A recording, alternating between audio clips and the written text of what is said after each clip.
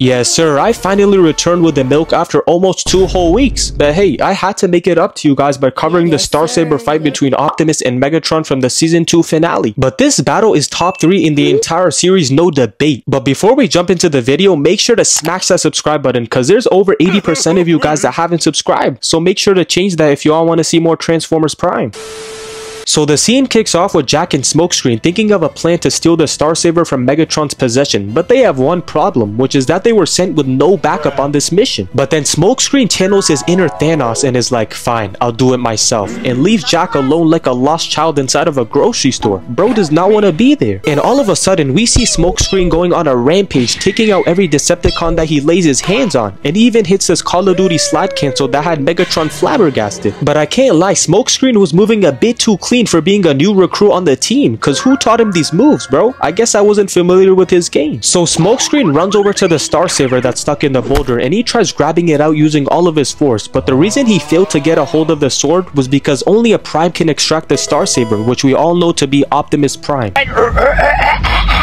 And pretty much, he's the only one that can complete this job and put the team on his back like he's Lionel Messi. But things take a sharp decline because Smokescreen gets blasted in the back and gets surrounded by a bunch of Megatron's minions, putting Smokescreen in perfect jumping position. And also, we see Jak hiding behind some rocks like he's Gohan, trying his hardest not to get turned into mincemeat. And bro, whose idea was it to send Jak onto this mission? Cause look at this man, he's terrified. Ratchet, please send the ground bridge back to base. He does not belong here. He's like that one lost penguin in the middle of nowhere. So right as Megatron is about to end Starscream, he suddenly gets interrupted by the Autobots, who finally arrive to save Starscream and Jak from the Decepticons. Like it's about dang time. Where were you guys? And some of you guys may be asking, where's Optimus Prime? But here he is, cause we see him jump off a rock and then he transforms into robot form and grabs the Star Saber right in time. And then Optimus starts dangling with one arm. Like I don't know how Optimus didn't fall to the ground, but his grip must be immaculate, bro. Then Optimus Prime activates the Star Saber and starts floating down like he just got a star off of Super Mario Galaxy. Dun, dun, dun, dun, dun, dun. I know some of you guys remember that game. It was peak. And bro, as soon as Megatron saw that sword light up, he knew it was time to evacuate the area and get up out of there. But to be honest, we all know Megatron is the very last person to run away from a fight. Cause yo, we're on the 20th episode of the season. I did not watch this long for nothing to go down. Cause why are you running? Why are you running? And before vanishing out of the scene, this man Megatron drops a rod wave-sized boulder which starts tumbling down Optimus Prime's direction. And when I was first watching this, I'm like, Optimus Prime, move out of the way, bro. You're not Indiana Jones. Unless you want to get turned into Flat Stanley, that's not a good idea. But to everybody's surprise, Optimus Prime slowly turns around and slices the boulder with one strike in an instant. I can feel it. He is cooking. Like, nah, this has to be the coldest moment in the entire series. Someone pass Optimus Prime his chain right now. He's him. Your favorite MC is not doing that in any single verse unless you're Goku or Frieza, bro. And then Optimus Prime shoots a wave at Megatron's ship, which makes the entire place shake like crazy. And this is the exact moment Megatron realized he was cooked deep fried. I mean, tell me the last time he made this face right here. Because if I was one of Megatron's henchmen and I saw the level of fear on his face, I would have just switched teams and joined the Autobots. Like, I'm good. I'm not trying to get sliced apart like a watermelon. I would rather be a snake in the grass. I'm not even gonna lie. So fast forward a bit and we arrive in Egypt, where we have a little showdown between Megatron, RC, and Smokescreen, and pretty much he tells them to hand over the relic that they just collected or else they're gonna be reunited with Cliffjumper. But then Smokescreen is like, it's a 2v1, we can take him down easily. Stop the cap.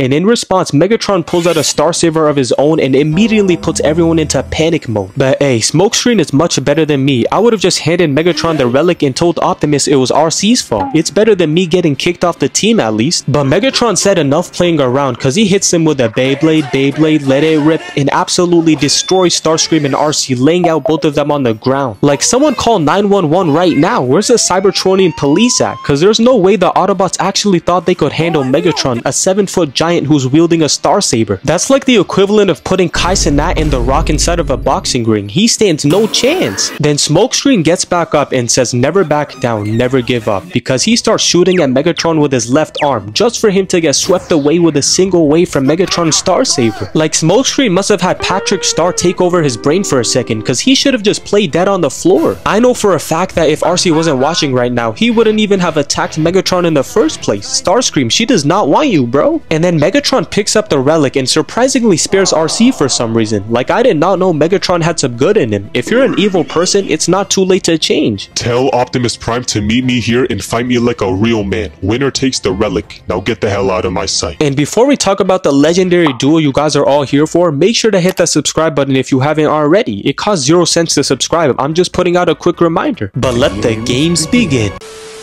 So the fight starts off with Obi-Wan and Anakin rushing in with their lightsabers. Wait, my bad. Let me restart that line real quick. So the battle starts off with Megatron and Optimus sprinting in with their Star Sabers, to which Megatron lets out a wave, but Optimus instantly hops over, showing off why he's the LeBron James of Transformers with a 50-inch vertical. Like, that man is way too heavy to be jumping that high in the air. That's like the equivalent of DJ Khaled dunking a basketball. So Megatron unleashes another surge, but Optimus splits it apart. Then Megatron goes in for seconds, but Optimus lands a clean double jump, which results in a huge clash between the two. And bro, look at all of the aura that's radiating in the area. Like, I really thought I was watching Star Wars for a second, because Transformers really stole their entire flow word for word, bar for bar. Then Optimus fires back with a wave of his very own, but then Megatron hits the cinematic block and avoids from taking any damage at all. Like, those animators were snapping in the studio when they made this fight, unlike Michael Bay when he directed his own fights, because that man is cheeks. He can't even hold the camera without going 5 seconds without shaking. He needs to retire.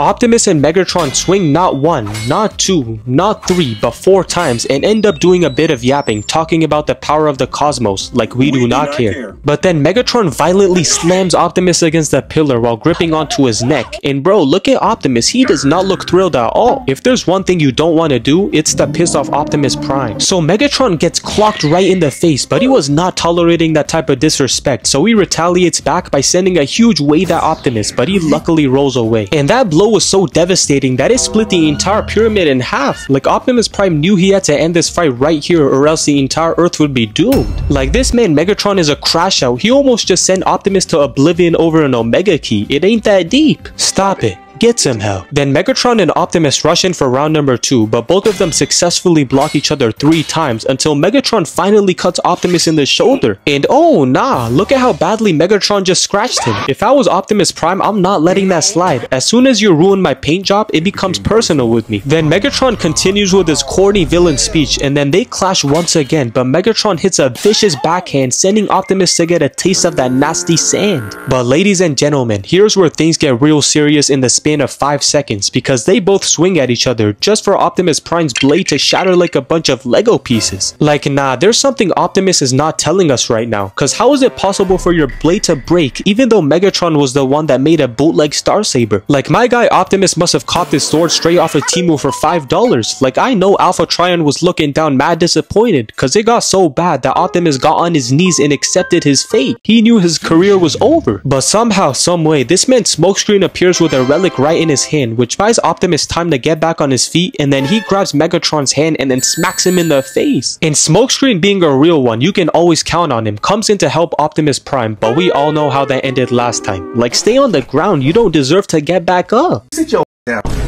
So then Smokescreen falls back from the action, but then we see Optimus have a wrestling battle with Megatron, just like how they were fighting back in Transformers 1. But pause, this man is a freaky robot. I know you guys used to be best friends, but still, what is he trying to do with Megatron? This is not a sumo battle. But out of nowhere, Megatron strikes Optimus with a mean left hook, and right as Megatron is about to land the finishing blow, our guy Smokescreen comes in to save the day. Like, that's what I'm talking about, bro. Smokescreen needs an immediate raise. He's putting in way too much work for him not to be rewarded. How is he more useful than Bulkhead, RC, Bumblebee, and Jack combined? Like, Smokescreen is a top 5 character in Transformers Prime, no questions. So they call in a ground bridge, which allows for Optimus and Smokescreen to sneak away with the relic in their hands, which results in Megatron being stranded out alone and laughing like a maniac, just telling us his master plan. And I'm not gonna lie, if Smokescreen didn't appear right in time, Optimus Prime would have been cooked on the grill. So I gotta hand this fight to Megatron, cause he really had Optimus begging for mercy. He's washed. But basically, the episode ends with the Autobots returning back to home base and completing the mission successfully, but RC asks Smokescreen how he's still alive, and he tells RC that he survived because of the phase shifter, which allowed Smokescreen to pretty much be invincible when attacked. But hey, that's the end of the video. I hope you guys enjoyed watching, and if you guys want to see me cover more TFP fights in the future, make sure to hit the subscribe button. But yeah,